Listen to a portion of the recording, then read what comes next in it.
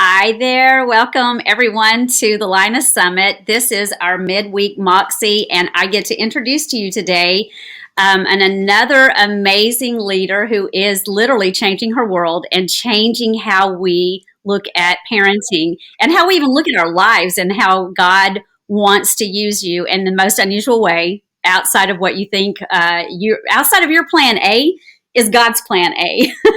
And so I just want to thank you all for being here and to remind you that every Wednesday we will be here. And I just want to thank you for being a part of our midweek Moxie. Today, Connie Albers is going to be with us. Connie is an amazing keynote speaker. She is an author. She has been corporate turned stay-at-home mom, homeschool mom to 6 kids. And 6 amazing, five, I apologize. 5, I added one in there for you, didn't I? Thank you. It feels like that. And her story is something that I want every one of you women to take in and just listen to every component of what God has done in her life. This entrepreneur, this lady who has is a sharp business person, is even more tuned in at being a mom and how that has played into what she is doing now. Our whole goal today is to help you to understand, don't discount any moment in your life. God uses everything to take you where he wants to give him glory and to give you an opportunity to live your life to the most absolute optimum fullest, if that's even a word. So Connie, before we get started, I'd like for everyone to know a little bit more about you. So just on the fun side of things, if you were to get to have any car in the whole world and you had just this little magical wand, what one car would you want to be driving that would say, this is Connie? Oh man, so funny. Gosh, you stumped me. So for most of my life, I wanted a Mercedes 450 SL. I loved that car. It was convertible. It was like, yes, that was what I wanted. And now I don't want that anymore. I want a Range Rover. So it makes no sense. I just think they're cool. I'm not even a car-like person. I just think those cars look cool and you sit up higher. So like I've had the convertible before and it's wonderful. It is wonderful, especially down in Florida. But I really like being up higher so I can see out over everyone. And so there you go. That's my thing. So if somebody wants to send me a Range Rover, you have one you're selling and you know, it's in great condition. Just gift it to you. Oh no, just call me. Well, you could gift it to me. Yeah, that's even better, but no. So that's kind of it. That's interesting. I'm just thinking about holding a bunch of stuff as I transport things and go on trips, because who knows when life will, resume what it used to be. And, I could just see that being a good car. I love the Range Rover. When you said that, I couldn't help but laugh because the other day here in Nashville, we have this huge park. It's called Percy Warner. And to get to where you hike is this huge parking line. And so you have to pass everybody that's actually parked. And there was this brand new Range Rover. And I literally stopped and I was peeking in the windows because I was like, this is so cool. I love it. And I'm like you. I like cars that sit up high because I like to be able to see better. And I think that's cool, though. So on the Enneagram, what are you on the Enneagram? Well, okay, so I'm either a 3-wing 2 or a 2-wing 3. And the reason I say that is so often you can get typecast as a 2 when you're a mom of many and you've homeschooled, like I homeschooled all the kids. And there's just this natural propensity to serve and help and all of that. But I really had to do some digging. And I think when I look back over everything I've done, the 3 in me, it ekes out ever so slightly that 2. I think I'm comfortable either way. I was about to say, from all of our conversations, you come across as a 3 in a very positive way, and I love it because you get things done. And as a homeschool mom, you got to get things done and stay on track and stay in a very structured situation. I'm a 7 with Okay. a super strong wing 8.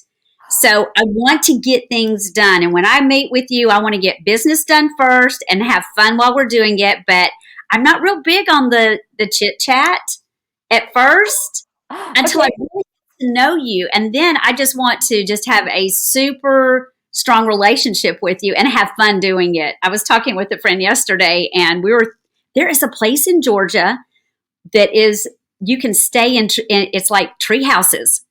It's Banton Mills. I think I'm just going to go ahead and promote. I have no idea who they are, but we're going to go do that. And they have a huge zip lining park. And I was just like, that is my weekend, getting to stay in the treetops and zip lining and good food. So. Oh my word. I stayed in a place in Georgia. I wish I could, it was just outside Atlanta, and they had these super cool, they didn't have tree houses though. They had cabins, but oh man, those zip lines are awesome. And as a matter of fact, I was just scrolling through my photos, and I came across one of those photos of me, you know, like all my gear, and I'm like, oh, I miss that. That was so much fun. It is a little fun. scary, but got to get over that. It's a fun scary. Does that make sense? It's like an adrenaline rush kind of fun scary. Yeah, as long as those cables are hooked up right, I'm good. It's just yes. a lot of, did they put that right little hook on there so that, you know, that's all good. You know, we got it. We have to do it. We have to challenge ourselves. We have to, otherwise we get old, and we don't want to get old. I mean, we don't want to, I mean, we can't help that part, but we don't have to get mentally frail or fragile. You don't have to act old at any age. You just don't. And I love helping people understand, if it doesn't challenge you, it's not going to change you. And we always need to be changing, not in a way of, we need to always be broadening ourselves, I guess. You never need to stop growing. There we go. Not changing, but growing. And when I think of challenges, I think of amazing opportunities that have been put in your life. And I would love for people to hear your story, Connie. So walk us through how you got started before you were even a mom, what you did, and how that has played into what you're doing now. I was a performer. Surprise.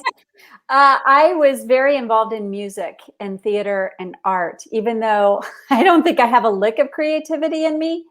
And I will tell your listeners, if you hear like an echo, it's because I had a flood in my office last week, and I have no carpet. So if you hear this kind of bouncing around sound, please just know that's what's going on. I'm trying to overcome that.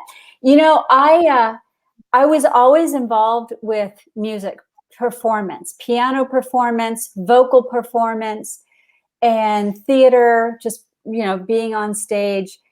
It was just, what motivated me was seeing people smile. As a matter of fact, that's like the number one thing I always got in trouble for in school, was talking too much, because I had to go around and like check in with all the kids, make sure they're doing it. Hey, you doing okay? You feeling all right? And it was like, Connie is a good student, but she doesn't sit in her seat. So that was always a problem. But are you sure you got a 7 on the Enneagram? Are you sure, Connie? I don't. I think maybe life drove the 7 out. I don't know. But hey, but Bob Goff is a 7. You know that? Oh, he's amazing. Yeah, yes. He is. I think that's cool. Maybe I wonder if I could will myself to be that. I'd like to. But to be honest with you, I never noticed that. But I was. I'm a strengths master coach, and I love focusing on what's good and right with people, because oftentimes all we focus on is what's wrong with us and what our weaknesses are and what we aren't. It's like, oh, I wish I could be a 7, or, you know, I wish I could X, Y, Z. And to be honest with you, I just delighted in seeing people feel good. So at 17, I asked my mom. We were very poor. We had a bad, you know, I won't even go in the whole childhood thing, but we were really poor. And I asked my mother if I could borrow $500 from a family friend, and I was 17 years old. I'm sure that was a very bizarre request, but to me, it made sense. And she said, sure. And I told her who I wanted to ask, and she's like, okay. So I did. I went to that person and I said, hey, I'd like to borrow $500. I want to start an image consulting business. I'm 17. I have no idea what I'm doing. And I said, but I promise I'll pay you back. And I have to buy all these products. And then I'm going to just start teaching. And, you know, looking back, he probably thought, well, this is going to be a wasted $500. But to be honest with you, I bought into a bunch of skincare, makeup, and things like that, because this is all I ever heard, Darla, is women looking in the mirror or complaining about my eye droops, my nose is crooked, my hair's the wrong color, I'm too big, I'm too little. Things that are there aren't, things that should be there aren't there, and things that aren't supposed to be there are there. And, you know, it was just always, again, what was wrong? And I knew God designed us to be a reflection of him. Mm-hmm. And if we're image bearers, I'm not saying he's like a GQ model. I'm not saying that, but we have to reflect that on the outside. And I just became passionate at 17 years old. I was determined. I was going to teach women how to look good on the outside so it could match the beauty that they had on the inside. And I started this image consulting business. And here I am, 17 years old. I'm teaching it at Montessori schools. I'm teaching women runway walking, and I'm teaching them how to wear makeup and do their hair and pick clothes. I'd taken all the classes, and I was an image stylist, and it was so much fun. I was like, you know what?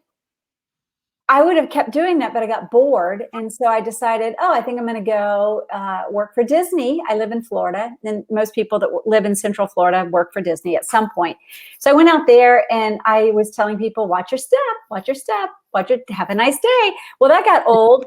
I thought, okay, I got to find something else. And I interviewed for a position in guest relations. And that became more my wheelhouse. It was strategy, it was thinking, it was hospitality, it was intuition, it was knowing what kind of experience I wanted these guests to have.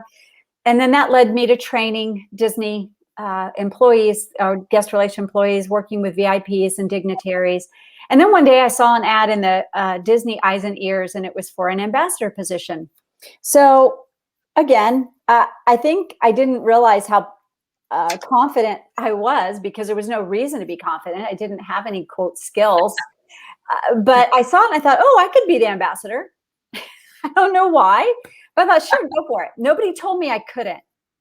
And so as a woman, I would really like your listeners to hear, nobody told me I couldn't. My mom didn't say, oh, no, sweetie, you need to be able to do blah, blah, blah. Nobody put a roadblock in front of me. That's so important, isn't it? Yes. And I didn't tell myself, oh, Connie, I don't know. You're not, ooh. I'm like, why not? Somebody's got to do it. Why not? Why not you? And I like that. So and you're right.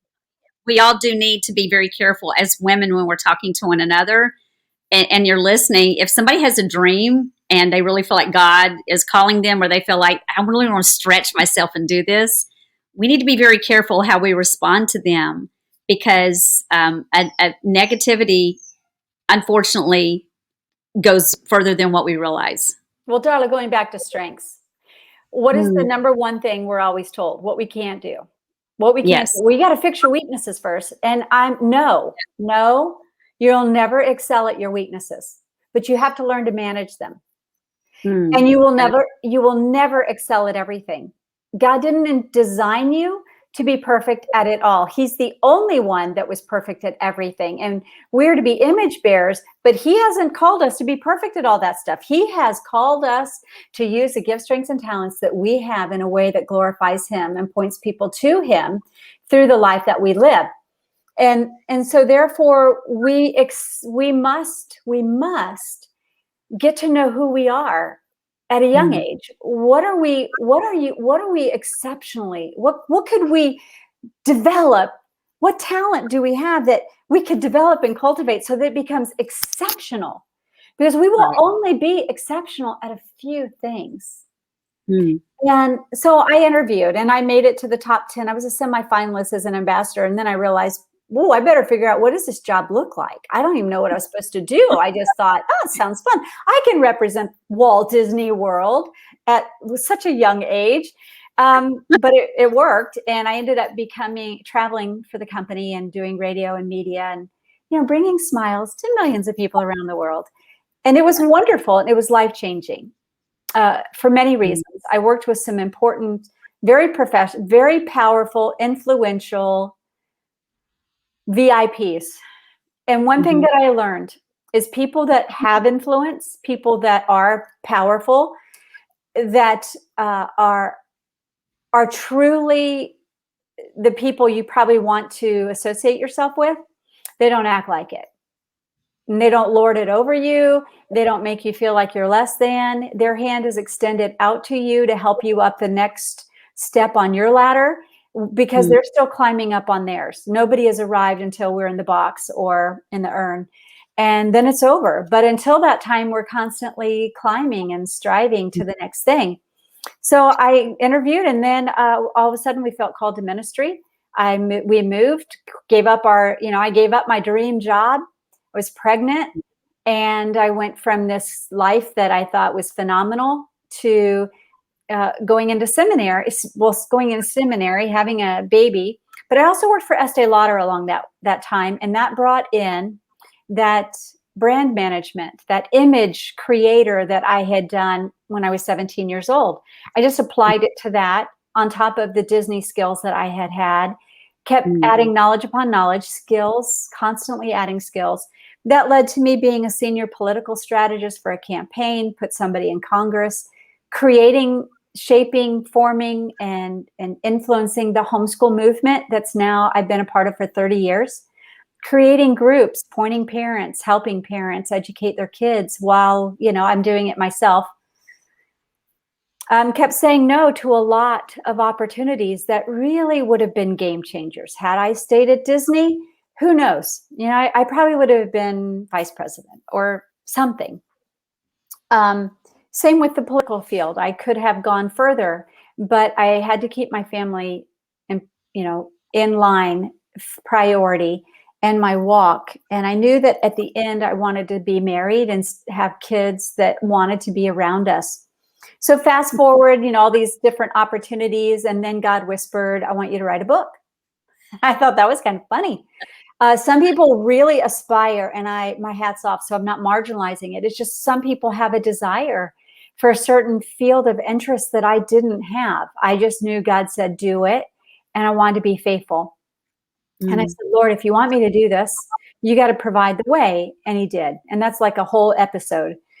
But I ended up getting a book. I ended up with an agent and a great publisher. And that It's a great book, by the way. Oh, yeah. It is a fabulous book. Parenting Beyond the Rules. So I help parents with their teenagers, because if we lose the heart of our kids in their teen years, what do we have? What do we really have? We will have a book, or we will have all these trophies on the wall, or all this money in the bank. And there's nothing wrong against any of them, but you have to know your why and what your motivation is.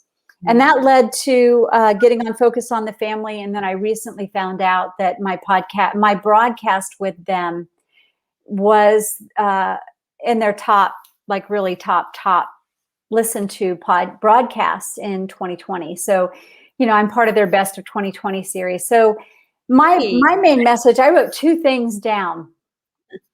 And that is, God does not have second best for you. I like that. So often we think, oh, if I don't say yes to this right now, I'm going to miss it. No, you might miss some parts. I'll never be appointed to a political office, which was an opportunity that I had once. There's many things. I will never be the ambassador to, for a company. For that company. There's a lot of things I won't do again. Now, opportunities come and opportunities go, and there's always more opportunities ahead. So God does not have second best. You need to hear that to my sweet listeners who feel like I've messed up. I can't, I'm too old. I can't do this. I can't do that. Please listen to what she just said, because God doesn't have second best for you. And I appreciate you saying that, Connie. That's vital. Well, and remember Grandma Moses. If you don't know Grandma Moses, Google her. Just go and read Grandma Moses. I mean, she was in her late 70s or 80s, And she started a new career and became this phenomenal artist. So if you ever think you're too old, just go Google Grandma Moses. The other thing is Proverbs 31 woman. What does that actually look like? Well, there's two parts to that, Darla. In Ecclesiastes, God says there's a time and there are seasons. And when we believe what God's word says, that there's a season for all things. If you're in a season of babies, that's a very important season of child development. Birth to 3 years old is hugely important to the development, the future of your child. It's also a time of sleep deprivation and a whole bunch of other things.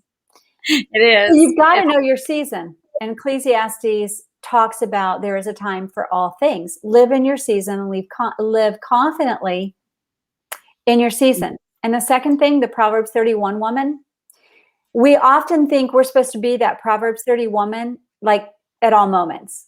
That's the story of a life well lived, not a day in time. There's gonna be some days you're not doing much of anything, but like nothing. And then there's going to be some times where your foot's on that gas pedal and you're productive and you're cranking out stuff and you have a vision of where you're going and you're going fast because God has said go. So just remember those three aspects, that there's never second best. God's not going to dangle something before you and say, ha, just kidding. That's really not for you. He doesn't operate that way. He doesn't. He doesn't. So now, when you, go on. No, I've dominated your show. Sorry about that. No, you're my guest, and that's okay. I wanted you to share what you're doing. So one thing that when we had talked before, Connie, and this, how you and I met is just so it's a God thing too, because it was just, I say, tell your story. Some people would say it's happenstance. I was going like, no, that was a God thing. And I read about you and reached out to you in hopes that, oh, she may never even answer me. And you did. And I was just like, okay, this is a God thing. Let me just take this and go. I'll be honest, when you answered me, I was like, she answered. You know, it's like making that phone call and you're going like, yeah, they won't. And then when they do, it's like, okay, what do I say now? I remember that call. And I remember you saying that a lot of people told you were committing career suicide by quitting and saying no. And yet right now you're a keynote speaker. You've been on so many talk shows. You've been on so many fields of platforms of, and apologize, I'm getting excited here. You've been on so many platforms through the internet and just worldwide of getting your message out of parenting. And what they said years ago that would never happen, God was sitting there saying, Connie, you just listen to me. I know where I want to take you.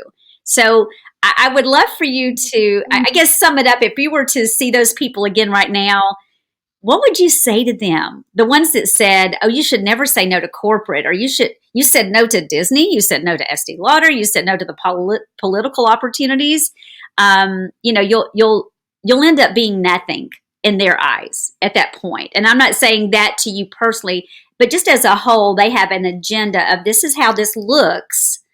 And you did not fit in that norm of this is how it looks. You took a totally different route, and you're doing now more and reaching so many people than you probably ever even imagined. So what would you say to them right now if you're sitting at a table? Well, it's really funny is because a lot of them reach out to me now and they want to know, how did you do that? You like defied odds. I'm like, because I'm not going to be defined by you. I'm not going to be defined by a system. I'm not going to be defined by a group. They don't define me. God does. And I believe God's word that he has an assignment for you, Darla. He has an assignment for all your listeners. And if we spend time doing the hard work of getting to know ourselves, getting to know what motivates us, I mean, what really motivates us, and we start practicing just because I can doesn't mean I should. The number of leadership positions I've stepped out of or been pushed out of is staggering. But I know me, and I know what it was going to take to keep my family intact, so Mhm. that when I got to this season of life, so I'm not kind of one of these like, look at me now, because I'm a small fish. I mean, yes, I have spoken to millions and millions of people around the world. I've had more experiences before I was 21 years old, speaking to millions of people, dealing with very influential, powerful people than most folks. So I don't get easily impressed. I'm not impressed. They're people, and they got problems. And in about 5-10 minutes, usually somebody's crying, and it's not normally me. And it's because I know in all of us, we're facing struggles, Yeah. That is, marriage, yeah. financial, children. Children will bring us to our knees in a heartbeat. In Um, a second. discontent. What? I said in a split second they will. Discontent, dissatisfaction, disillusionment, disappointment. And and as a woman who is an achiever type, I Mhm. could go through all this. I could list off like what my Myers-Briggs and my disc and my strengths and my, I mean, I love that stuff because I'm a student of people. And Mm. I want to know what makes them tick, and I want to know what makes them tick, because you cannot get from A to anywhere by stumbling and bumbling. It doesn't mean it's a linear, because it's not linear. It's very all over the place. And at times it can look like I'm floundering, but God works all things out for his good to those who love him and are called according to his purpose. And you either believe it or you don't. And the Yeah. minute you start to think that you've got it all figured out, you'll face plant. There's strategy, yes. There's sound mind, yes. There's being diligent and perseverant and resilient. Yeah, those are just like things we add into the recipe. But I would say to your listeners, um, it's the reason why I started Equipped to Be, which is my podcast. Scripture Mhm. says we are equipped to be strong. We're equipped to be brave. We're equipped to be confident. We're equipped to fight battles. God also says we're equipped to be a doer of his word. And so if he's called you to something, he will equip you for it. But it means you're going to have to work your butt off. It's just not going to be handed to you. The other thing is surround yourself by people who know it. The other thing is inundate your mind with truth, not all these little fun little pop psychology stuff, but with truth. Because when the hard days come and you're sludging through the valley, it's the truth of who you are and who God made you to be that helps you pull that leg out of the mud and then plop it right back down in the mud. Even though it looks like you're going nowhere, you're taking a step, and that may be an inch or two. But Mm. we're all on a journey, Darla. We're either in the valley, we're climbing up, we get to the mountaintop, and we're looking thinking, isn't this grand? And then guess what? A strong wind or an earthquake or something happens and you slide right back down and you're back in the mud again. Just like this Yeah. constant struggle. We don't live on the mountaintop, but that mountaintop gives us hope of, oh, this is what this is like. I'd love to live there, but you really wouldn't, because it's like eating candy all the time. You'd get sick of it. You take Well, it for granted. and that's true. And the other thing is a lot of people like to stay in the valley because it's easy. Climbing that mountain is work. And a lot of women I've seen like to play it small. I've been at that spot before. Playing small, I'm not comfortable, but it's easy and it's a default too. And I like what you said, that you're a student of people, because people are going to be growing. People are going to be going through every different stage. And when you get to understand people overall, like what you're doing, you understand how to help them and help them to see you do want to go up that mountain. It's worth every ounce of energy. If you know this is what you want to do, forget what other people are telling you to do. You need to just do it. And like you said, be diligent, make a plan, and understand how to do it, but to step out and do it. And you did, Connie. You were very diligent the whole time you were raising your children, you and your husband, and y'all stepped into the ministry. And you were very intentional from what we've talked about before, paying attention to their conversation. not just telling them what to do. Of course, that is so much of parenting. And like you said, they can turn your world around in a heartbeat. But listening to them, because you're developing them. Someone said something the other day, which I think is so important. Don't talk about your children like, that I want them to be. One day they're going to be. They are right now. Right now, your child, the people around you are amazing. They are awesome. They are leaders right now. So start developing that in them. And your book came out of that. Your book came out of you actually paying attention and listening and realizing how many other parents weren't listening. They already had the agenda and where they wanted their kids to be and how they wanted their lives to look, and then without even asking or talking with them. And that allowed God opening the doors for these kids to come and talk to you and your husband. And I'd love for you to share about that.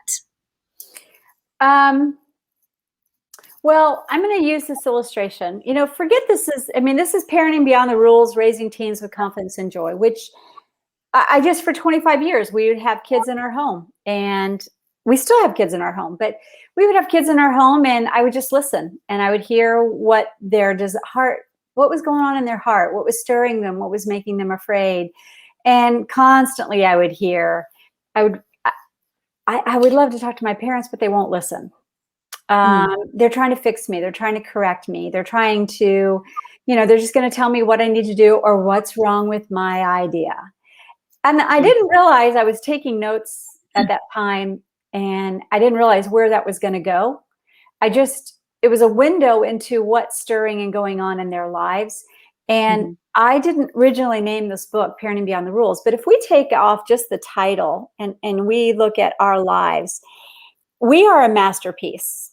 As women, we are a masterpiece, and our children are a masterpiece. They are, I did it. They are a work in progress, and God is the architect. He's the architect of your life. He's the architect of our kids' life. We don't want to be talked at. We want to be talked to. Our kids don't want to be talked at. They don't want 3 easy fixes. I know you can spare them a lot of heartache. But a lot of development happens when they face plant, when they make bad decisions, and then they have to muddle through those. And we want to be careful. We help them, but that we don't stunt their ability to problem solve. So when you look at this book, I just want you to see a masterpiece is an original. You are an original. And you don't use the same paintbrushes. You have to have a variety. You don't use the same size. You don't use the same paint color. You don't paint the same swath of paint, because God has a portrait of your life. And as a parent, if you want to raise children and you want to have great relationships and you want to enjoy the season of parenting and life, then you have to remember they're a masterpiece and God's the architect and he has the blueprint. So therefore you got to talk to the Lord about what he wants you to do with his kids, because they have an assignment and it isn't yours, but you do want to paint a picture of possibilities. And that only happens when you are listening and paying attention and observing what how your kids think, feel, and behave on a consistent pattern, on a consistent basis. We learn a lot when we listen to the words that other people say. We learn about what their intrinsic motives, their fears, their desires, their hopes, their dreams, because words are powerful, not just our words, but the words other people utter. And if you pay attention, if you listen, if you learn how to speak the language of how people think, feel, and behave, then you're more effective at parenting, at being a wife, at being a friend, at being a business leader, at pivoting. We talked about that before, Darla, and I think we're out of time, but you're going to live in a season where God's going to constantly say, I want you to turn right. And you're going to be like, what? You just said go straight. No, I want you to go right. I want you to turn right. Be willing to turn right. Be willing to listen and be willing to obey and let go. So hold everything loosely, because what we hold on tight to may not be God's best, but if we hold on loosely, and God leaves it there, that's the tools that we have to be able to perform the task that He's called us to fulfill. And it's a lot. And being a parent is, number one, and I want to shout out to all of these women who are stay-at-home moms, and you feel like, will I always be doing diapers and cleaning up Cheerios and saying no and having, little people conversations? Will I ever know how to be, back there again? Yes, look at Connie. Yes, you will. God has got amazing things for you. And being a stay-at-home mom is an honor. It is a privilege. It is something that not a lot of women get to do. So I'm glad for the women who are getting to do that. For all the other women listening who would love to be sitting at home with their children, there's so many ways that you can parent while you're also working full-time to provide for them. I know there's a lot of single moms out there, and my heart goes out to you too, because you're carrying the job of husband and wife, and you're taking care of their the medical needs. You're making sure they're fed. You're also making sure they have a roof over their head. That's a lot, and you can still parent amazingly while you're working. And I believe that this opportunity to take a look at Connie's book and check her out is something for every woman. Whether you are like mine right now, mine are adults, but they are entering the age. One of my daughters, my oldest one, already has children. And it is so fun to be around them and say, your mommy at your age did this, or she looked just like this. I love continuing reminding my daughters that they're still so special to me, that they're still humans, they're still my daughters, no matter even if they are moms. And I believe as a mom, you need to always remind your daughters what an amazing woman they are, and that you do believe in them and what they're doing. Take a look at Connie Albers. You're going to have all of her information on our site, and we want to have you take a look at her book and how to purchase it. Connie, where is the quickest way and best way that we can purchase your book? Well, it's available in all retailers, but probably for most people in our current environment, it's probably Amazon, or you can order it from my website. But probably Amazon is the easiest, or Target, or Barnes and Noble. But Okay. Thank you so much. And just remember, we set the rules, the limits, and the boundaries, Darla, for ourselves, for our family, for our kids. Parenting beyond the rules is sometimes you got to go beyond those. And as our kids grow and change, we have to adjust. And as we change and pivot, then our relationship grows deeper with our kids. It does. And if you're interested in having Connie come and speak to your company, to your organization, she is a keynote speaker. She's incredible. You can catch some of her videos on her site. Once again, you'll be able to get in touch with her through all of our information. And I just want to thank you, Connie, for being here with us and showing us the courage it takes to have a courageous life that says no to the norm, that says no to other people saying, this is the path you need to take, and having the courage to say, no, this is where I'm going. This is where my heart is leading me, and trusting that at every step of the way. We appreciate you, and thank you so much for being here with us, Connie. And thank you, listeners, for joining in. We'd love to hear from you. And if you have any other questions for Connie, please just put them into the comments section, and we will get those back to you. And thank you all for being here on our Midweek Moxie, and with this amazing, world-changing, courageous woman. Thank you, Connie Albers, so much for being here with us. You've been a delight. Thanks, Darla. I appreciate being with you. Okay. Bye-bye.